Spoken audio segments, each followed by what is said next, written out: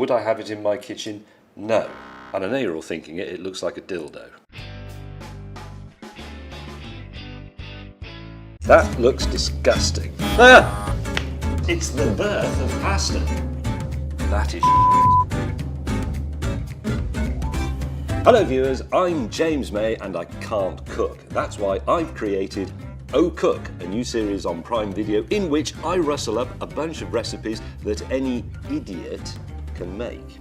Now, as somebody who likes to make cooking as easy as possible, today I'm going to be testing some of the latest kitchen gadgets to see if any of them can help me turn out something half decent. Now, in order to pass the test, each gadget must satisfy my 3 requirements, and they are: is it idiot-proof? Does it make cooking easier?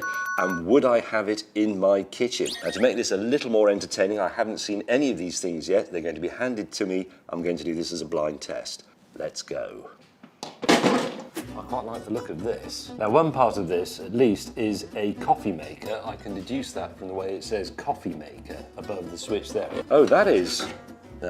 see, the heating element is there. That is like a mini hot plate, so you could put maybe some bacon. It's a pity it doesn't come with an actual clock, then it would work, I imagine, like a teas made. You could put all your ingredients in, go to bed, wake up in the morning, ta-da! Am I roughly right? You're absolutely correct. I'm absolutely correct. No one has ever said that to me before. I should point out that I do actually have a whole assistant here, not just an arm. The arm is attached to someone called Joy, who is standing there. Thank you very much. 2 pieces of bacon is enough. There's smoke coming out of it. Well, there is smoke coming out of it. That's interesting, isn't it? What? Is it burning? No. No. I wouldn't say that was burning. I'm sorry, Joy, your egg is broken. You're sacked. I did say at the beginning I can't cook, and I can't. That looks disgusting. Those pieces are a little bit flaccid. What do you think, James? Does it answer your 3 criteria?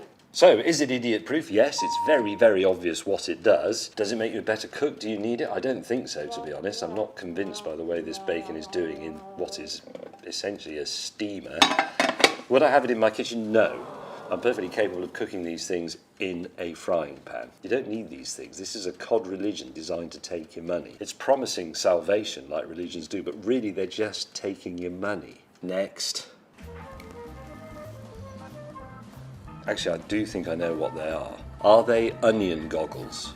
Correct. Yeah, it does have to be a fairly strong onion, to be honest, to make me cry. Let me just a bit more. The onion goggles appear to be working. I am not weeping. Let's take the onion goggles off. I can just feel a slight tingle on the eyeball, but it's not making me weep in any way whatsoever. Nothing. I've got nothing. So that's inconclusive. Do they have a place in my kitchen? No, frankly, because they're trying to be funny, and they're not funny, are they? Does anybody find these funny? Are these funny? So that's a no.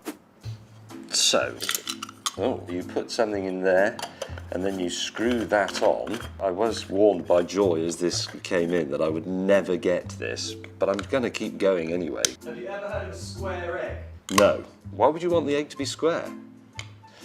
So if I put an egg in there, I'm assuming I press on here. Are we getting this? Because this is very exciting. What am I not doing correctly? So the bit with the spike should go on the top, so use it as a handle when you put it in at the top. How long do I have to leave that? About half an hour in the fridge. And now again, by the magic of television, Joy's socially distanced arm comes in. Thank you. With the square egg we prepared earlier. Down the middle. I still can't see what the point is. So, assessment of the egg squarer. Is it idiot-proof? No, to be honest, because if you don't know what it is and you haven't read the instructions, it's really not clear what that is for. Does it help you make better food? Well, I don't think so. I don't think a square egg is any better than an egg-shaped egg. In fact, I think it's less good because it's aesthetically not right. Would this earn a place in my kitchen? No, because I think if people came round to my house and I served them square eggs, they'd think James is a total twat, and they'd be right. Next item, please. Now, my next gadget is apparently in the top drawer of the freezer down there, and Joy has mysteriously and inexplicably started frying some mince to my right here, which I'm going to interpret as a clue. Let's have a look what is actually in here. Is it that? It is. It says fat magnet, and it has a little arrow suggesting that it has to go in that direction. It's got something inside it. Does it remove fat from a pan of mince, perchance?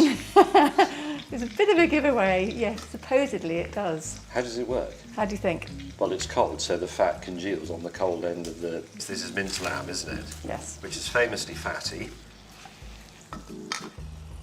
Now that, in my opinion, and I wouldn't say this very often about things, but that is shit. I could take this small saucer from the 1920s and do that, because it's quite cold. And of course, yes, it will pick up some fat. It is a fat magnet. Is it idiot-proof? It's for idiots, undoubtedly. Does it improve your cooking? No, it makes no difference whatsoever. It just gives you something unpleasant to wash up. Would I have it in my kitchen? No. And I know you're all thinking it looks like a dildo. Our lawyers have asked us to point out that we are in no way associated with the makers of Fat Magnet. Right, could I have the next preposterous, over-engineered kitchen gadget answering a question that nobody has ever asked? Please. Thank you, Joy. So you fill it with something, and it's forced by this plunger, syringe style, through some small holes in the bottom. Ah. I know, it's for basting, but rather than you simply putting your basting juice on the top of your joint or your big turkey, you put it in there, and then you press it into the meat. Correct. Am I completely correct? Yes. Do you want to give me a go? Yes, please. Joy, would you mind terribly bringing me some socially distanced meat of some sort and some socially distanced marinade? Fabulous, thank you very much. Oh, yes. Right, here we go.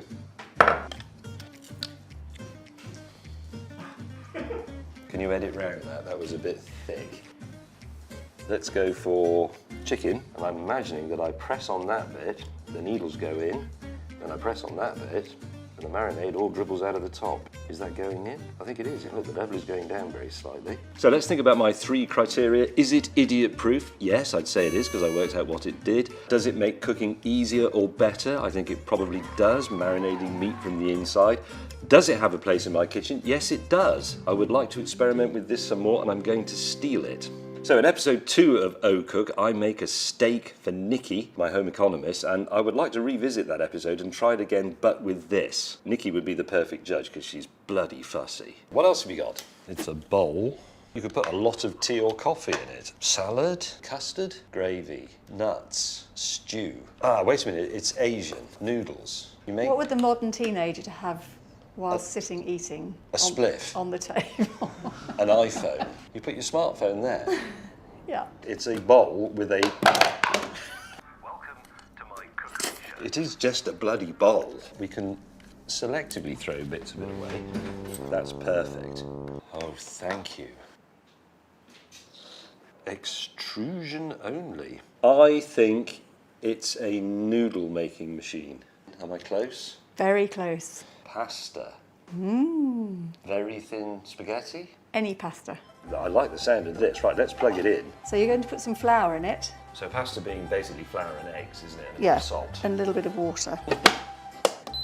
And now you're going to pour in the egg and water. So you can put a different attachment in here to get different shapes of pasta. Correct. Here it comes. Look at this. It's the birth of pasta.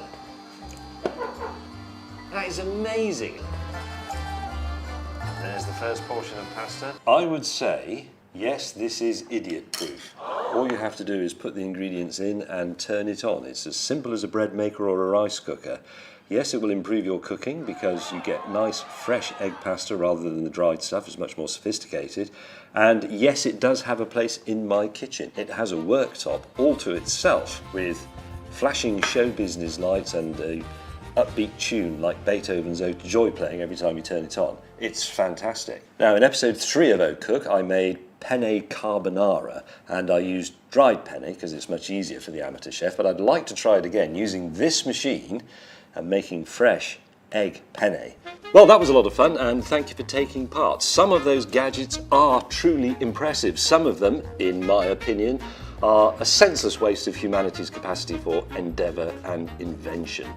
But never mind, if you're like me and you enjoy no-nonsense food made with no-nonsense equipment, then check out my new show, O Cook, on Prime Video. Thank you for watching. Goodbye. Chip shop's open. For more content from me, click one of these links, and please don't forget to like, comment and subscribe.